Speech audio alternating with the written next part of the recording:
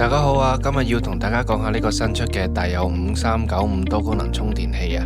咁呢款電池座呢，就係有一個5W 2.4A 嘅 USB-A 插頭，再加上一個最高20W 3A，合共60火，支援 PD 快充嘅輸出輸入雙向 Type-C 插頭組成嘅。咩叫雙向呢？換句話講，就係呢個 USB-C 頭係支援輸入嘅，係可以幫大有電池充電嘅。咁首先啦，就撳着個掣。咁可以見到而家嘅電量啦，跟住我哋再插翻條 USB-C 線，再等一等，見到電量顯示斬緊燈，就即係充緊電噶啦。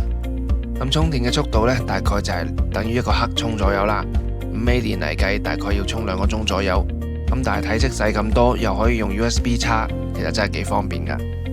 咁跟住落嚟呢，就試一試幫呢個電話充電啦，插翻條線，撳着開關就 OK 噶啦。最後再試一試 USB-A 頭，一樣插到電，不過呢就係慢充啦。線上線下同步發售㗎。